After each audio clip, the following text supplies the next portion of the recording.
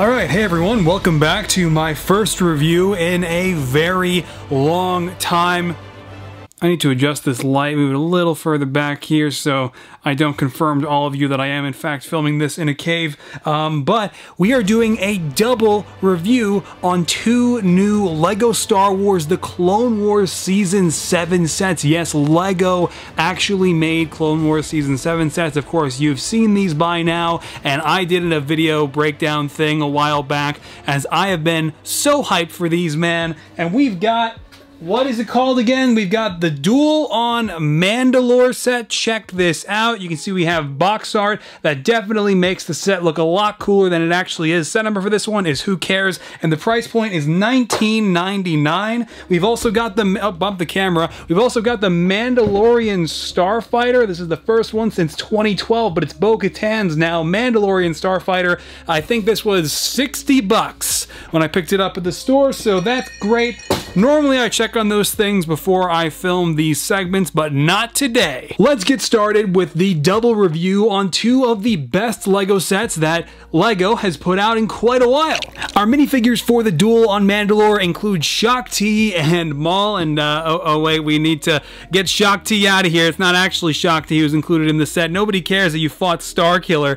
We've got, oh wait, that's not even canon anymore. As you can see, Ahsoka is being presented here as Shaak Ti once again, as we saw her in the 2020 AAT that no one actually liked, but a few people apologized for because, you know, it's a retail set and we can accept mediocre sets for that reason alone. And then also, yeah, I mean, you've seen this minifigure before. I don't think you actually really care. And then we've also got Maul, who is actually like the best Maul that I think we've ever had. And you know, the subject is literally right in front of the camera. So we've got Maul, and you can see that this is why are we focusing on the white? I've literally got the subject right in the...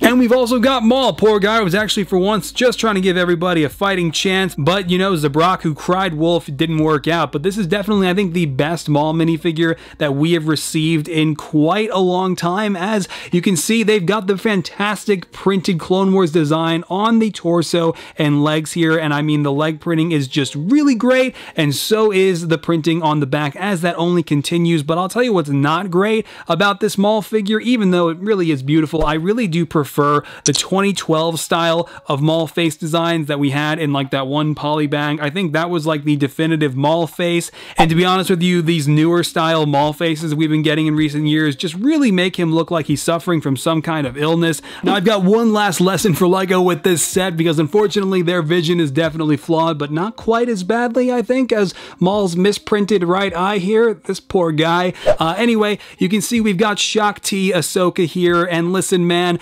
Ahsoka was about 16 years old in the Siege of Mandalore at the end of the Clone Wars, and I want to say that Shaak Ti's probably closer to like 30 or 35, so this really is just not adding up. I know in the Mandalorian it seems Togruta, you know, head tail's length kind of went out the window, but regardless, this is just way too big for this version of the character. I get it that this is not a CMF line, this is a retail set, so this is what we're getting, a rehashed version of the Shaak Ti headpiece that LEGO started using again for the 2016 Rebels version. Yes, I do know my facts, ladies and gentlemen, for those in the comments, but that headband is also just refusing to come back to the ground and it just has to take flight. So we're going to get rid of this headpiece, and instead we're going to opt for something that I like to call a Chinese knockoff. And as you can see, sometimes when LEGO's really convinced that their 17-year-old characters are in fact, you know, 30, 35, you have to take matters into your own hands, ask your parents' permission before going online, hop on over to AliExpress or eBay if you're looking for a US seller to get it quicker, and fix your Ahsoka Tano minifigure. And it's really great. The power of technology and online, you know, e-commerce,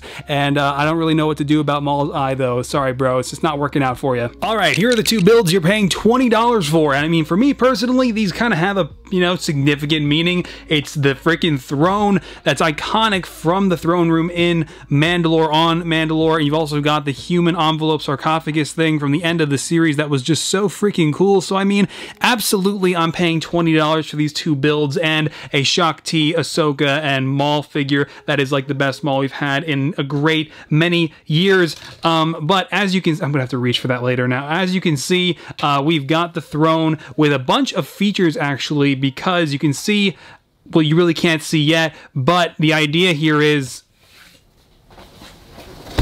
Is there like something I'm missing? Should I have had a what are they, a power jumper clear piece? Do they do those anymore? No? Okay, I just kind of wing it. Gotcha.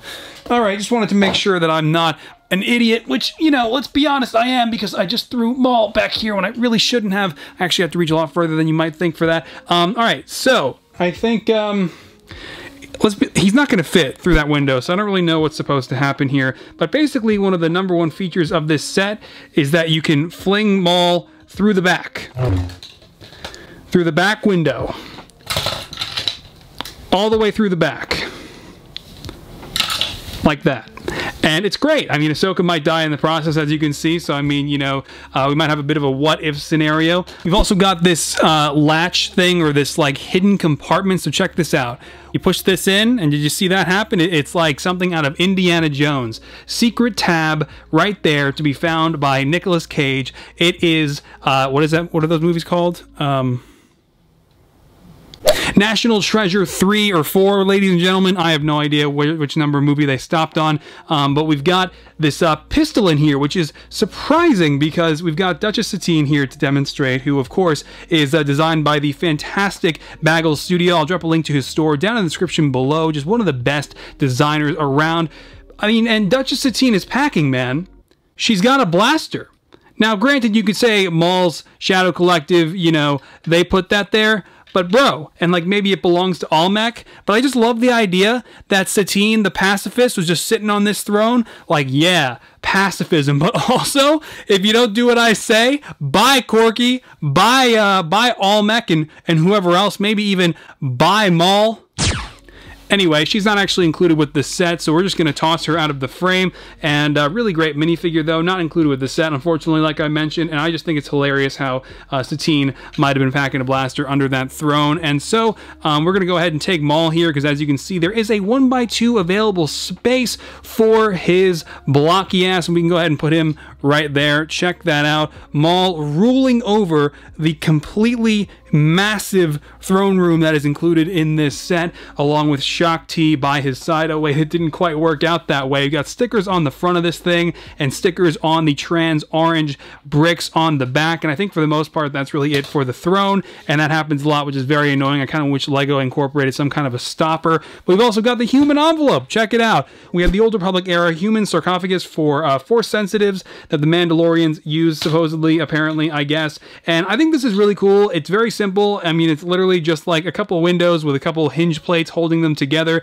and then you basically just take Maul and you go ahead and you put him on the 1x2 available space and then close it up, and inside you can see we've got Maul now hiding out. And you know, it's honestly kind of sad, you know, weapon of the modern Sith, trained by Darth Sidious himself, but Ahsoka be like, and I love it because it's actually kind of demonstrated on the back of the box, Ahsoka be like, yeah, weapon of the modern Sith, trained by Darth Sidious himself. Look at that smile on her face. She's like, gotcha, anxiety, Maul. Yeah, it can be a bitch. Boom. There he is. Got him. The end. Obi-Wan couldn't do it. Qui-Gon got his ass killed. I mean, but Ahsoka, no problem. Just need to scare him with some evil Sith plans and a camera going out of focus and a sticker on the front of a window pane that does not actually feature LEGO minifigures, which is kind of like universe breaking, and everything is not awesome when we're supposed to be having characters existing in LEGO here, and then you've got humanoid figures pictured on the front of this artwork. So quite bizarre, and so is the shadow that the box is still casting off to the side there. We've also got a sticker for buttons. Check that out. Buttons are great. And there's that's it.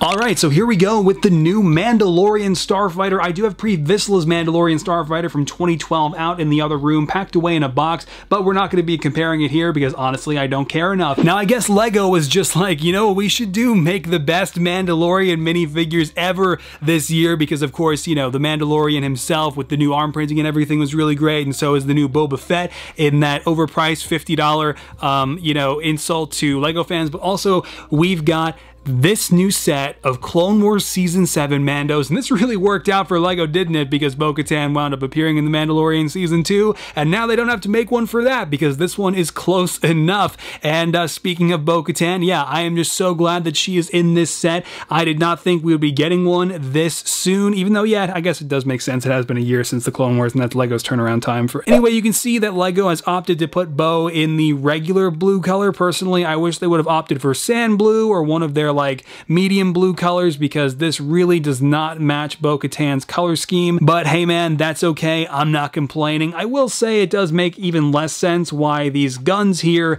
had to be molded in black, because while I love this mold, and I think this is so much better than getting stud shooters or even sometimes the regular blasters that we see offered to the clones and other characters in Star Wars, you know which ones I'm talking about. I mean, LEGO did just update like the mold color for Star-Lord's blasters in the Marvel sets, but then even though Mandalorian pistols are very much iconic with their silver color, these are painted brick arms ones back here, LEGO was just like, yeah, sorry bro, we're gonna have to keep these ones black, and that's okay. That's totally fine. We have brick arms for that like I just showed you. But I did want to mention how I actually ran into some QC problems with Bo-Katan, unfortunately. So anyway, Bo-Katan's like helmet slot here for her helmet rangefinder is actually smaller on this side than, you know, over here. And honestly, you probably can't even tell, but it's definitely smaller. The rangefinder pieces fit just fine into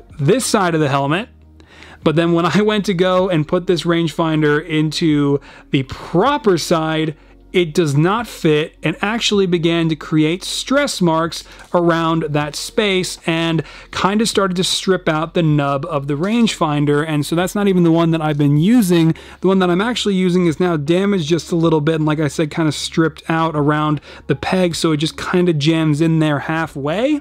And honestly, I have never encountered a QC issue with a LEGO Mandalorian helmet or the rangefinder pieces, even though they are a harder plastic now, these accessories, from when they first started like a decade ago. This has never been an issue for me, so I have to say, definitely disappointed, but of course, never surprised. Oh wait, I forgot, there's a face under there. Hang on a second. We've got Katie Sackhoff's likeness underneath that helmet, and instead of actually integrating that headband into a hairpiece like LEGO is doing with Sylvie coming up here, this is not a CMF series. Again, this is a retail set, so you're getting the printed headband and the reddish orange Irina Spalko bob cut hairpiece. So if we go ahead and flip this face around, we do have an alternative facial expression for Bo-Katan, and I mean, I just love it how this hairpiece just kind of covers most of the headband. It's really awkward looking, man. I mean, I just love how LEGO cuts corners sometimes with these retail sets, even when they give us characters that we've really wanted. Anyway, I'm working on wrapping up my own custom LEGO Bo-Katan that I have been putting an ungodly amount of work into since the start of the year, and I'm really happy to be back home from my month and a half out in California to be finishing up this minifigure, especially now after having gotten LEGO's official Bo-Katan, which again is not that bad. It's got some issues with the color and the head and the QC problem with the slot for the rangefinder on mine and the blasters, but our other friend-zoned Deathwatch Mandalorian loyalist is a really great guy who also has some really great printing to offer and is just minding his own business, so much so that he doesn't even have a face, and LEGO has once again opted for that brighter blue, which kind of makes sense for these guys in particular, but unfortunately not for Bo-Katan. And also there is back printing on these guys in case you couldn't tell, but I assume you already knew that, so it pretty much all looks like this, and Bo-Katan's is pretty similar, and I'm not going to show you. But we've also got the same pair of pistols for this guy, leg printing, and I know some people wish that these were going to have, you know, like some arm printing like the new Din Djarin and Boba Fett, but I mean, they don't really need it. These minifigures are fantastic without it. And speaking of fantastic minifigures, here is the VIP, the main man himself. I mean, this is God amongst LEGO minifigures. Check it out. We've got Gar Saxon coming in with the new helmet mold. Look at that piece. Appreciate it, enjoy it, express your love for it. Make sure LEGO knows we appreciate it. We appreciate the printing on it, the torso printing, the leg printing, the vibrant red, the vibrant yellow visor. This is one of the best minifigures of all time, and you would think that he's just gonna have a black head, right? No, LEGO printed a whole new likeness matching a new interpretation of Gar Saxon, and it looks exactly like him from the show. I cannot believe the amount of effort LEGO put into Gar Saxon here. I really figured they would have just cut corners, and much like Paz Vizsla in the upcoming Mandalorian Forge, for example, I figured that they would have just printed his designs onto a regular Mando helmet, but they saw the utility in making this mold because they could use it for both Gar Saxon and the Armorer in that Mandalorian Forge set, so it works out, and this is one of the best minifigures of all time, and to be completely honest, worth the $60 price tag alone. I would have paid $60 for this minifigure from like Phoenix Customs, for example, if this was his. Anyway, getting the minifigures cast aside here so we can get a better look at the Mandalorian Starfighter that is in dire need of landing gear. And you might say, oh, but that's not, this is its flight position. And believe me, I'm aware. I grew up with the Clone Wars, and I know that you stick the wings up, and LEGO's got the ratchet connectors just for this, like pre-Vizsla Starfighter, I believe, back in 2012 as well. This one overall is smaller too, which I was not expecting. I kind of wonder if that's accurate, and personally, I don't think it detracts from the set at all that it's smaller than the 2012 predecessor of this ship. But, I mean, yeah, it is definitely quite bizarre how it just kind of is sitting at this slant. I mean, one simple landing gear leg piece in the front here would have fixed this no problem, but instead LEGO was like, nah. Anyway, that's okay, fair enough. As you can see, we've got a couple stud shooters. These are always, I mean, you know, just the light of my life as we can take out Gar Saxon single-handedly. You don't have to be Sabine's mom when you've got stud shooters.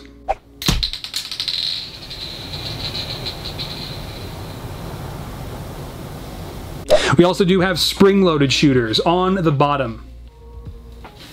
On the bottom! That worked. And when I say on the bottom, I mean obviously on the bottom of each wing if, you know, you're unable to exercise critical thinking for that sequence. And check that out. I always love it when they come right back to me and don't bounce off my studio. Anyway, we've got some stickers here, here. This is printed. Check out that little 1x2 cheese slope in the cockpit. Really great guy. Not a sticker, and he's not hassling you today. I do wish that LEGO included a couple studs in there at the cockpit. I honestly always really hate it when my minifigures jostle around. But listen, we're going to go ahead and break the canon here and try to take bo-katan and Gar Saxon and put the two of them inside, because listen, I mean, spoilers for the Clone Wars Season 7, but Gar Saxon didn't have it go his way, and he kind of got betrayed himself, and so, you know, I mean, he just needed a ride. That's all he needed to get back on his feet and go join the Empire, unfortunately. But then you go ahead and close the cockpit, and that's when you realize, oh wait, the rangefinders don't actually work there because they stick up way too far, and then they just fall off of the helmet, and you just kind of have to lose them, and that's why LEGO included extras, and that's looking like it's getting a little too crazy in there, but that's okay, because as you can see, we've got, actually that's it. There's really nothing else going on with this set, and that's the end of it. Alright everyone, there you go. That is going to do it for this double review on the Duel on Mandalore, along with, of course, the new Mandalorian Starfighter. Two absolutely fantastic sets, and I mean, do I think the Duel on Mandalore is worth it? I mean, oh wait, gotta take the knockoff Ahsoka headpiece off really quick. Where did I put the other one? Is this even the same one? Oh wait, no, this is actually the one from the AAT that I have the... Here we go. Yeah, so I mean, I think it's worth it because this Ahsoka minifigure, despite that headpiece being kind of awful, and then also, you know, you get this fantastic Maul, which is just really great. And yes, the builds are a little bit small, but listen, man, you're talking to someone who literally kept this entire channel going for the last 13 plus years because of the Clone Wars. As some of you know, I'm just a little bit of a diehard Clone Wars fan, and so this is absolutely worth the $20 to me, and I highly recommend it. And then also we got bo-katan here with her for QC issue rangefinder. And yeah, I mean, I've got problems with this bo-katan because, of course, I do wish that the color was a little bit lighter. I wish that the rangefinder hole was not actually messed up on mine, and that Lego molded these guns in silver for our Mandalorians. But hey man, it's okay. I'm just so happy to have a bo-katan minifigure. Did not think we would be getting one this soon, and I think our other bo-katan loyalist Mandalorian here is also really great, and Gar Saxon is just one of the best Lego minifigures that has ever been produced. So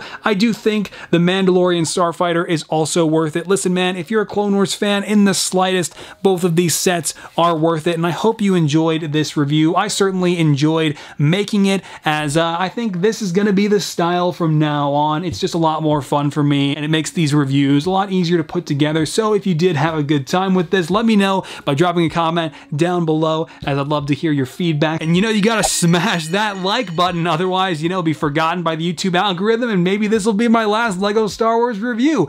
Otherwise, I'm gonna get back to work on my actual bo-katan custom minifigure, who I'm wrapping up pretty soon here. I've been putting so much work into that, and then I'm editing some new reaction videos to the Bad Batch finale and Marvel's What If over on my second channel. And then what else am I doing? Oh yeah, Thor and Smart Hulk Endgame Showcase, next one coming up now that I'm back home to make things. So yeah, I'm gonna go. Speaking of Endgame, I've got some of those sets to review as well, and they are, you know, pretty great in their own right. So I got that one, and then I got this one, and then hang on, okay, yep, all right, this one. So I will be doing similar videos on all three of those when I care. Goodbye.